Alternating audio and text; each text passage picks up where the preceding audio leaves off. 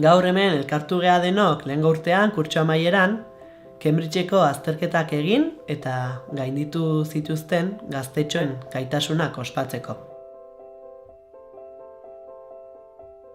Mario, cuando empezó como vosotros, cuando era pequeño, a estudiar inglés, lo que menos iba a imaginar es que algún día iba a servir para conseguir el trabajo que él quería, ¿vale? Empezó jugando como vosotros, practicando poco a poco, y cuando los demás niños estaban en el patio jugando, él estaba estudiando vocabulario.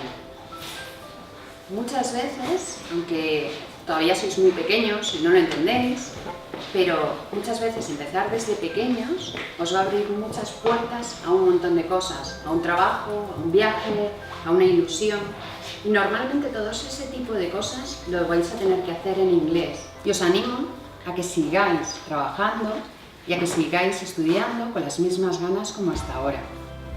Bueno, Cambridgeko zuzendariak esan digun bezala, bai, zuek oso gogor egiten duzute lan, bai, eskolan, egiten duzute euskera, erdera, gaztelania eta ingelesa ere bai. Orduan,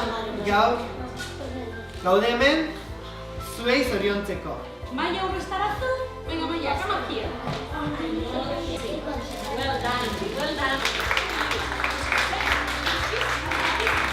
Congratulations, very well done.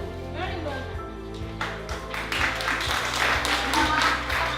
You did very well, congratulations. Okay, to you. Very well done. Can you see yours? Very, very well. Okay, so congratulations, Ayana. This is to you. Because your teachers are very, very, very good. So congratulations to you and to them as well. Yes?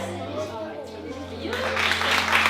And today's the day you get your Cambridge English certificate.